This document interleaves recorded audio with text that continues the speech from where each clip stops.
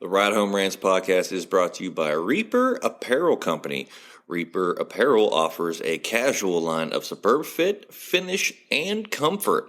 We design for those who refuse to die slowly and choose to live untamed.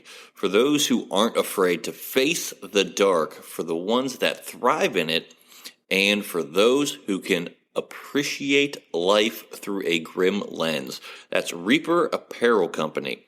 Go to the link in the description of this episode, use the promo code Mike Bono, and get 10% off. Also, the Ride Home Rants podcast is brought to you by my own personal merch store, the Stupid Should Hurt merch store. I have hats, I have t-shirts, hoodies, coffee mugs, water bottles, notebooks, you name it, I've got it. The description and the link for that will be in the description of this episode. Also, right now, if you use the promo code WELCOME, I will give you 5% off of your first purchase. That's the Stupid Should Hurt merch store.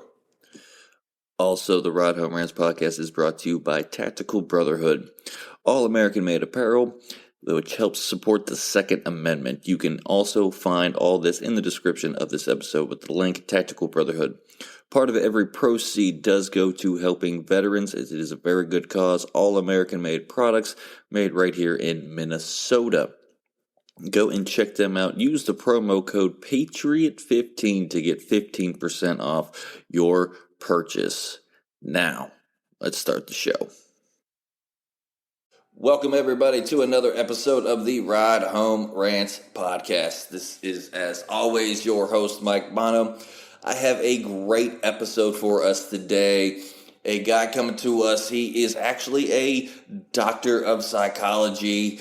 He does a lot of different things. We'll get into his exact title because it's way too long for a comedian like myself to pronounce. See, right there, messing up on the intro. And it's the long morning, people. But Chris Stankovich joins the show. Chris, thanks for joining. Hey, thanks for having me, Mike. Hey, not a problem. And I hope I didn't butcher your name there. I know people get mine wrong all the time, so I hope I didn't. But tell everyone your exact title and what you do, man. Absolutely. So I'm a professional athletic counselor. I work with athletes. I'm also a professor of sports psychology and have been a student of the field of sports psychology for almost 30 years now. Work with athletes of all different ages, skill levels, families, parents, coaches, pretty much anybody in the sports world I probably interface with at some point. Wow. I mean, being an athlete, most of my childhood and into my 20s, I mean, I wish I had somebody like you. We didn't have that at little D3 Bethany College where I went to school. So, great stuff there. So where did you kind of grow up and go to college to get that, that educational background to do what you do? Well, it's kind of funny you say that, Mike. I wish I had somebody like me growing up. I think love to play sports, love to be active, love to do things. But I don't know about you or any of your viewers here today. Those anxieties, those insecurities, worrying, not having that confidence. There really wasn't anybody when I was a kid in the 70s, teenager in the 80s, to talk to about those things. I grew up in Northeast Ohio, kind of a blue-collar part of the state. Yep. Nobody I knew was talking to a mental health specialist. I don't even know if they were available then. But that really got me interested. And long story short, when I got to Ohio State for graduate school, I was very lucky in the 1990s to work for 4 years in the athletic department as I was pursuing my doctorate degree. Again, got to really mix in with a lot of the world's greatest coaches, athletes, trainers, administrators. And, one of the things that really drew my interest was helping out kids. I think a lot of times we focus on the glitz and glamour of the pro athletes, but, kids go through a lot, especially today. I think there's a lot of pressures on them to succeed. They've got totally, amazing schedules with all these sports and whatnot. And so I think it's a good time to be in our field. Yeah, absolutely. All right, we are back here with Chris Stankovich. We just got a little bit about where he was going to college. You said Ohio State, got your background and everything there. So, what exactly do you do with the athletes and everything like that? I know you work with them, but I mean, What specifically, if you can say anything, I know a lot of the times you can't talk about a lot of things in your field, which we get, and don't want to go too much into that. But what exactly do you do as a sports psychologist? Yeah, that's a great question, Mike. Different things. It really depends on what's being called for at any given moment. With the pro athletes, a lot of times it is performance anxiety, kind of working through those insecurities. A lot of times they have big contracts, high expectations. So it's just really trying to help them manage their stress, develop their confidence, tamp down that anxiety.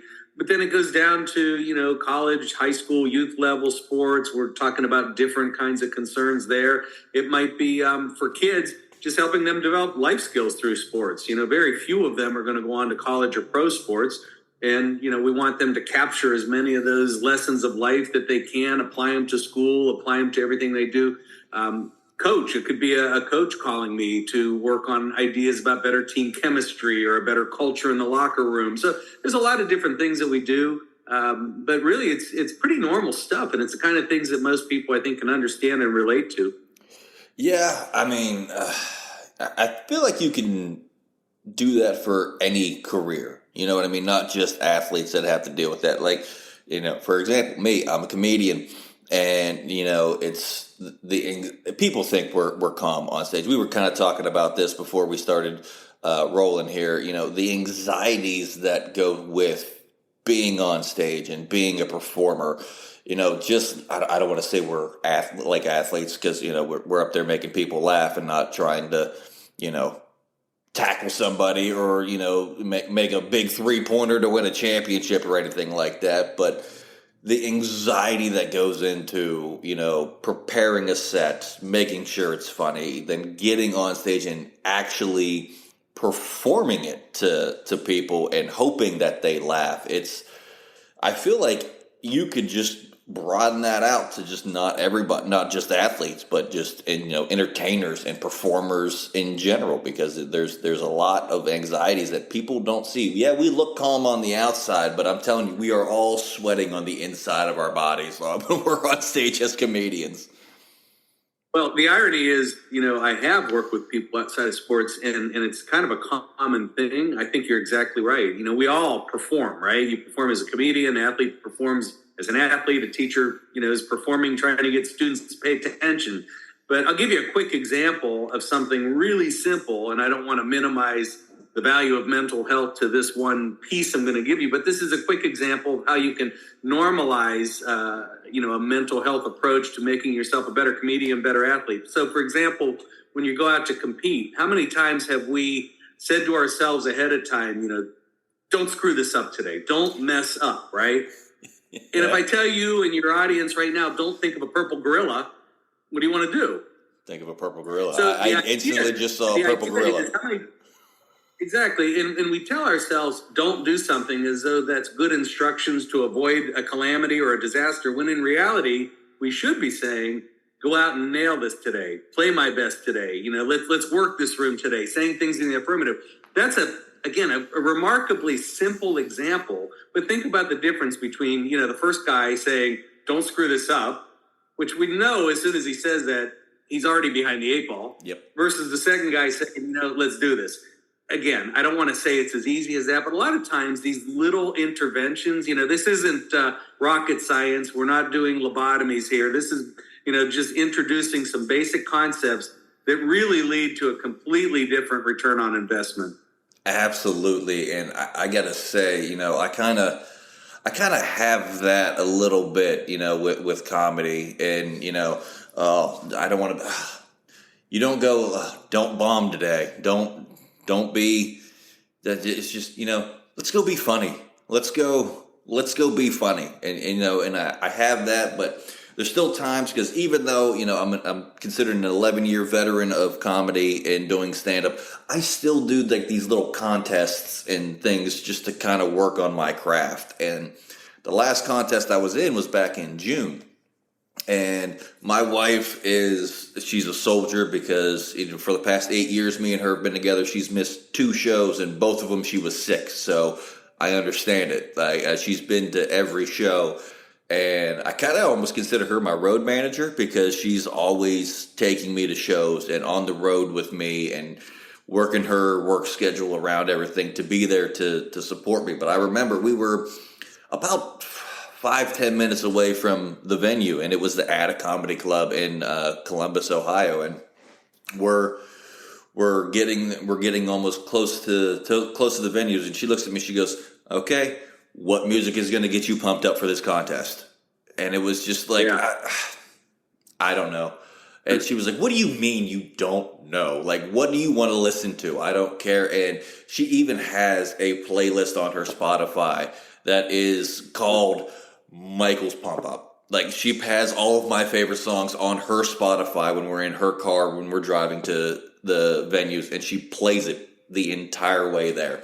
And, it puts me in that right mindset to get on stage. And a lot of it is just, it's not like the pump up music I would play when I was an athlete, all the rock songs that would get me in the right headspace. Sometimes it's funny songs, like a lot of Brad Paisley, a lot of his songs that people don't even realize, like they have those little comedic lines in it if you listen to the words and all that, and it gets me in the right headspace. And I think everybody, I don't want to say needs that person, but they need that person, that's there and that can put them in the right headspace, because not everybody can, really think like, all right, today's my day. It's going to be a great day. I'm going to crush it today. Like, not everybody can flip that switch and turn it on. Do you see that a lot with your work? No, for sure. Well, I talk about like a pregame routine as a metaphor, right? Yeah. I mean, few of us are still competing as elite athletes. Certainly not me in my 50s, but we still have to have a pregame routine, right? I mean, even before coming on with you a few minutes ago, before I even open up the computer, I think about what I'm going to do. I get my attitude right. I control that, right? I can be happy. I can be upbeat, or I can choose to be a slouch. So, I take advantage of the things I can control. I engage, appreciate the moment. And you know what? We see what happens. But more times than not, when you step up to the plate with that mindset, with comfort and confidence, things are going to go okay, versus beating yourself up before the first whistle, Yep. And how many of us do that, right? So I think you bring up great points. To me, a lot of this is just metaphor. Yeah, I'm talking sports, but really it's life. Like, to go back a moment ago, working with kids, I'm not looking at a group of 12-year-olds and saying, how can I get these kids prepared for college and pro sports? Right. My idea is, can I teach them how to focus, set goals, and be a great team player here on this 11 and 12-year-old baseball team, so they can take that to the classroom, so they can use it in their careers one day. If we're doing that, we're doing good work. Yeah, I've been trying to beat that into my 14-year-old's head. Like, he was just like, he goes, I like football. I like to play football, but I don't know how this is going to help me. I was just like, buddy, trust me. The discipline that you're getting now in playing a sport and having a routine and having a schedule, you don't think you're going to have an employer that's going to make you have a routine and a schedule that you have to follow and be diligent about, and things you have to do that maybe you don't want to do. Like, who wants to get up in the summer and in the middle of July in the heat and go run and lift and do all this conditioning? Nobody wants to do that. But now you're on a schedule. Now we have, okay, well, you go to school from time X to time Y, from time Y to time Z, you're at football practice. After that, now you're home. Now it's homework time. You get put into a routine. I was like, look at me. You can set a clock to me as to what, it's to the point now, I don't even need an alarm. I'm up at 6 a.m. every day. And, I make my coffee. I sit down. I put on Sports Center. That's my morning routine. And, I sit there and I watch Sports Center. That's kind of my me time in the morning while I'm drinking my coffee. And, and he was just like, well, I get that. I was like, okay, what is the Bono rule? I'm trying to beat this into his head because my dad beat it into my head. What's the Bono rule? And he kind of puts his head down, and he hates this saying, but it's going to pay off later, because I hated this saying growing up, and it's early is on time is late. If you're late, you shouldn't even bother showing up. And I love it. And my dad beat that into my head as a as a child, and I remember putting my head down and repeating it back to him all monotone like my son does to me.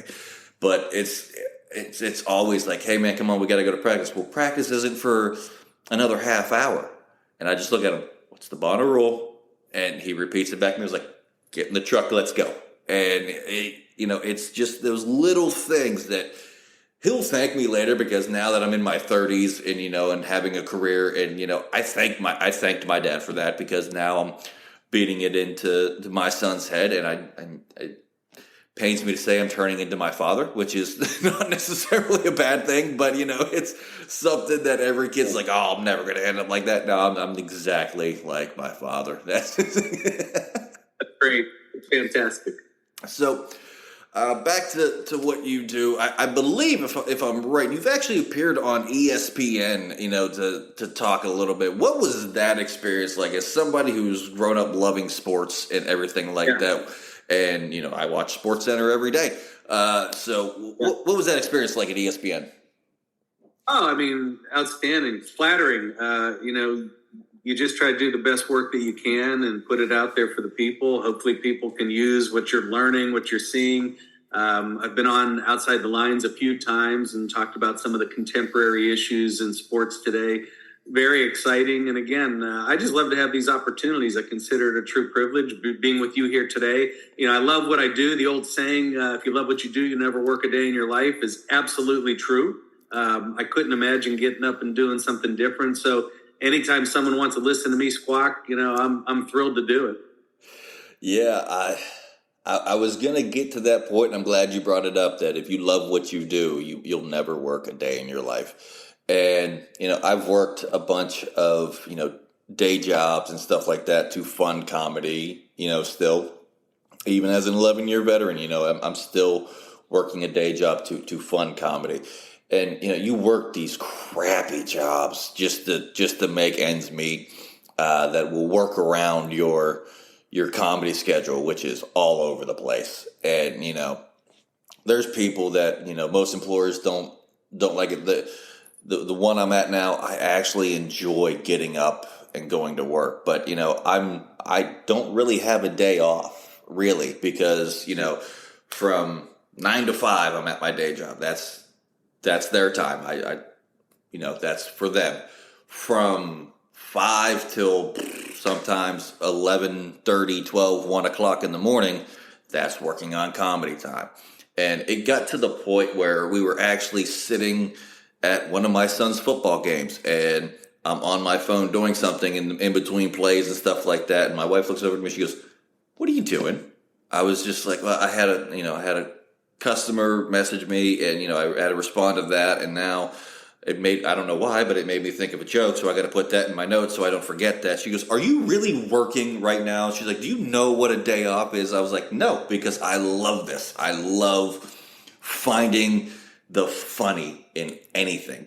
I can find and make a joke out of anything." And she's still, even after 8 years we've been together, it's still a shock to her that, like, I don't go home and just sit on the couch and, quote unquote, relax like people, want to do after a long day at work. And, I go home and I basically go right to another job. And I'm home while I'm doing it, and I get to be around my family. And, my son he's a plethora of material. Just being a 14-year-old boy, it's just a lot of stuff that, we can I'm going to talk about. It's not that I'm not going to. I have been warning him, like, dude, next time I'm on stage, I'm just telling you, be prepared. It's coming. You're going to see it on TikTok and YouTube, and you're going to see it. Just roll with it. It's fine. It's there could be a lot of money in it. Just laugh at it, And it's finding that is, I love what I do, and people are like, but you're always going. You're always on the move. You're either driving to a comedy show, or you're doing this, or you're writing jokes, or you're doing that. You're running your podcast, your merch stores. I was like, it's fun to me. I enjoy doing it. That's what I want to do, and I don't foresee it as work, and I love it. And I'm sure you have that with your job. 100%. I mean, I try to tell people all the time, what you bring to the room really impacts those dynamics. how others respond to you. You know, I talk a lot in psychology about attitude projection. Real simple concept. In fact, when I'm teaching an intro psychology class at the college level, a lot of times I'll have the students do this, where one day their prompt is to just be upbeat, spirited, positive all day, body language, eye contact, affirmations, okay? But the key is they are to watch how others respond to that. And as you might imagine, the room raises its level to you. Then the next day, their prompt is to go out there and crank it down a few levels. You know, you're more dejected and somber and not really giving that eye contact. You're in the room, but you're not really engaged. But watch the people around you, and they'll actually start to come down. And so, you know, we talk about simple concepts of what you bring to every environment and the impact that you have on others. And that, in turn, affects you. So, for example, somebody struggling with depression, and I don't want to minimize it down, again, to a simple soundbite because it's a serious thing. But if you can manufacture some emotion each day, smile, look at the people in your company with appreciation, often they give that back to you. And when you receive that, you feel good. That's a natural endorphin rush. Again, I'm not saying that magically fixes bipolar depression. That's not what I'm saying.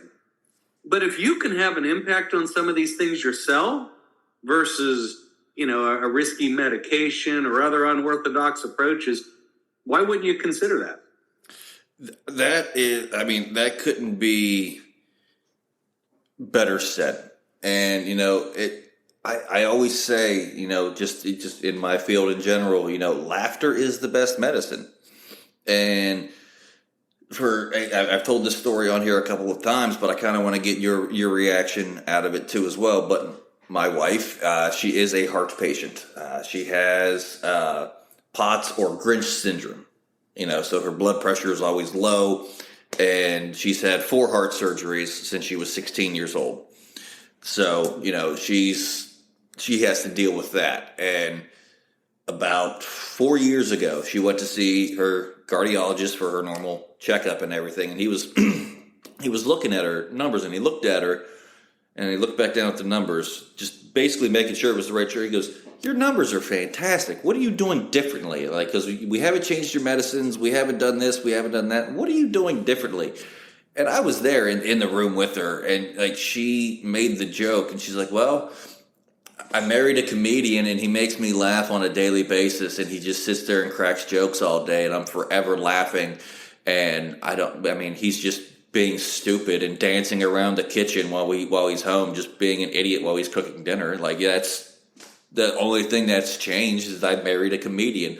And he looked at her, and he goes, "Hang on to him, because your health is getting better, because you're sitting there and you're laughing." And like, even when we're watching TV, like I'll just be sitting there and something on TV will trigger a joke in my head, and I just turn to her and I just say the joke, and I just turn back to watching TV. Like, I didn't say like some off the wall thing to her, and she just starts laughing. And, you know, some of the times it's, "What is wrong with you?" You know, like she gets that, but she's laughing while she's doing it. And that's been the biggest thing, you know, and that's why I will take this to my grave, that laughter is the best medicine.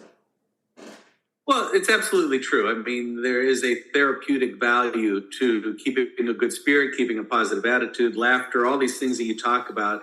You know, I always like to give advice that even if you try this and it doesn't work, as long as it doesn't make your situation worse, why not? You know, I often joke about, if I could only write prescriptions for placebos, I'd be the happiest guy you've ever met, because, you know, who cares? If I give you a sugar pill, or I tell you to put this rabbit's foot in your pocket for a couple weeks and you believe it and get better, what's the harm in that? You know, that's a lot better than many of the drugs on the market that have all kinds of side effects. And I don't know, I just believe in that kind of an approach. That's probably the best thing I've heard on here in a long time, Doc. That's fantastic. But we are running down near the end of the episode. I got a couple things I want to get in. So, you know, where can people find you? You know, if they have questions, or if they just want to, you know, if they need to talk, where can people find you? Yeah, the website's probably the easiest. It's drstankovich.com. I'm also on Twitter at Dr. Stankovich. People can reach out with questions anytime. My website has a bunch of blog articles, different things. A lot of it is oriented towards sports, athletes, coaches, but there also are some pieces on just general life wellness. Certainly encourage people to check it out. Absolutely. And last but not least, anytime we have somebody on here who knows a former guest of the show, it's just me, my own personal thing, I have to know. How do you know James Hall? Wow. Okay, so James Hall and I go way back to the 1990s at Ohio State University. He was an administrator in the athletic department at the time. I was working on my doctorate degree as a graduate student and also a counselor to student athletes. And, James and I just connected on a lot of things. In fact, he created the majority of one minority student athlete organization at Ohio State. I was proud to be a part of that. And it was really an intimate insight and look at the different issues that athletes face, but also minority student athletes, and not just by race, by gender. And so that was a great learning experience. James and I have remained close friends ever since. Yeah, loved James. He was on the show, and we loved him. It was a great conversation with him, and anytime, it's just my own personal curiosity, and that's just what I have to know. It's just me. I got to know what it is. And but Chris, I do give every guest this opportunity here, since we are running down near the end of the episode. I'm going to give you about a minute if there's anything you want to get out there, whether it's, a good message or where people could find you or anything like that, or anything you want to get out there. The floor is yours. Yeah. Well, Mike, I really don't have anything to plug. I'm fortunate. I'm at a point in my career where I just spend a lot of time offering my thoughts and insights, things that I see come through the office. My hope is that people can take some of it, apply it. I'm in a very fortunate position, and I realize that, where people come in daily to my office, they bare their soul, they reveal intimate concerns, issues, struggles. We work through those things. That has allowed me to see trends that are happening, particularly with parents and kids in sports. And so, I'm very fortunate to be able to, in turn, talk about those things with people like yourself. And the hope is some of that word gets out there. So, I appreciate that. Hey, not a problem at all. It was great to talk to you.